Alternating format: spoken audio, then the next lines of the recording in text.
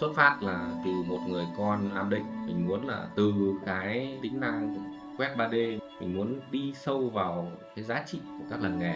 Đây là một sinh viên ưu tú của trường. Công việc mà ứng dụng scan 3D vào trong đúc đồng của chúng tôi là rất là hiệu quả. Thời điểm đấy là máy quét nó một cái lĩnh vực hoàn toàn mới, nên là mình muốn là lựa chọn đơn vị 3D Smart Solution để làm tiền đề khởi nghiệp đầu tiên của mình.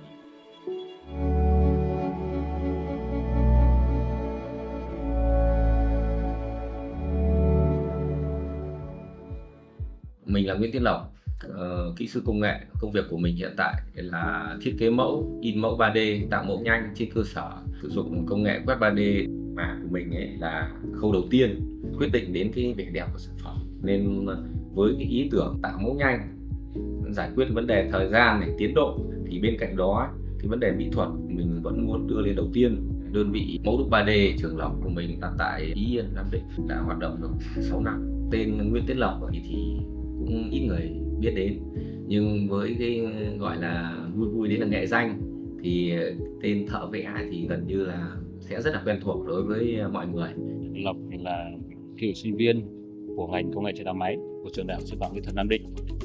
Cái phần đồ án tốt nghiệp mà Lộc làm lúc đấy trên cái đam mê cũng như là định hướng của mình ấy, thì là làm về cái scan 3D, thiết kế ngược tạo mẫu nhanh theo cái định hướng công nghệ tiên tiến thời điểm đó, và bây giờ là cái hướng này cũng đang phát triển khá là tốt. Cái máy mà mình sử dụng đầu tiên ở trong trường làm việc đồ án ấy là gần như là một cái máy chụp ảnh thời Pháp.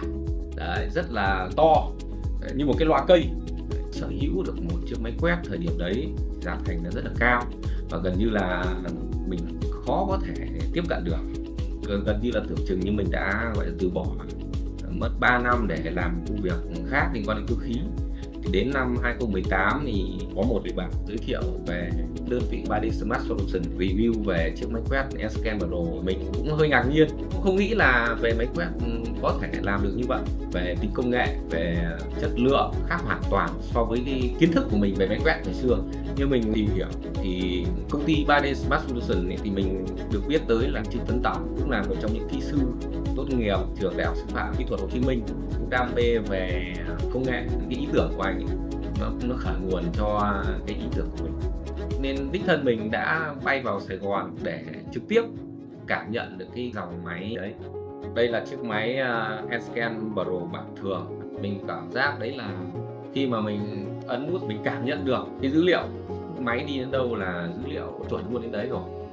Thì mình cũng có một cái băn khoăn, đấy là thứ nhất là về giá thành. Bên cạnh đấy thì cũng có một vài dòng máy mang tính chất là xách tay, dồn hết vào một con máy không rõ nguồn gốc ấy, thì nó làm cho mình cảm giác không được an toàn.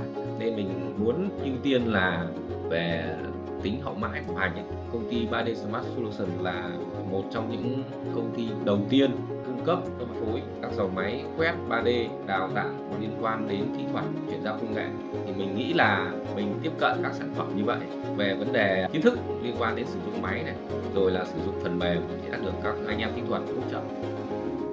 Sau một thời gian suy nghĩ thì mình quyết định là xuống tiền để mua, để thỏa cái ước mơ của mình khi mình ra trường. Và khi ra làm ấy, thì Lộc là người con của Nam Định.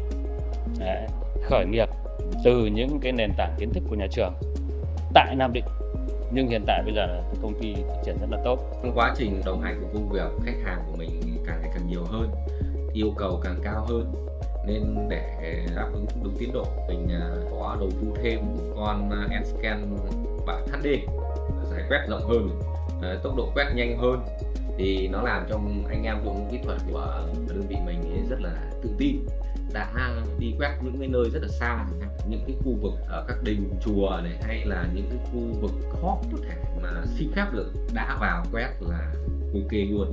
Cơ hội chỉ có một. Sử dụng con máy Scan Pro ấy, thì mình cũng có hơi ngạc nhiên. Đấy là năm ngoái mình có quét một công trình gần 300 m². Thời gian mình hoàn thành cái dự án đấy chỉ trong vòng có 4 ngày. Với cái tầm tiền vừa phải ấy, mà để đáp ứng công việc như thế, mình nghĩ là rất là tuyệt vời. Thì ở đâu có đáp ứng được công việc thì mình sẽ gắn bó.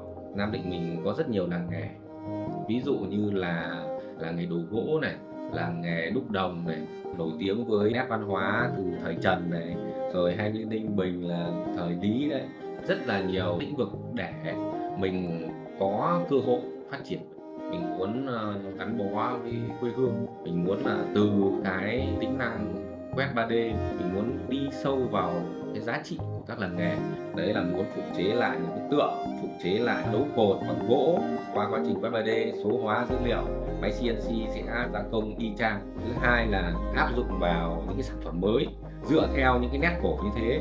Hiện tại bây giờ thì ngoài cái việc làm theo phương pháp truyền thống cách đây khoảng 400-500 năm rồi thì cũng có ứng dụng công nghệ quét 3D kết hợp cùng với lại công ty Trường Lộc vào trong lĩnh vực đúc đồng của chúng tôi, thì chúng tôi cảm thấy công nghệ này khá là hiệu quả, chất lượng của sản phẩm có độ sắc nét tinh xảo hơn và cũng như tốc độ thời gian đẩy nhanh hơn. Khi mà mình lựa chọn theo cái lĩnh vực như vậy thì mình cũng được rất nhiều khách hàng yêu mến, bởi vì là mình giải được những bài toán khó liên quan đến công nghệ mà các công ty, các làng nghề gặp phải.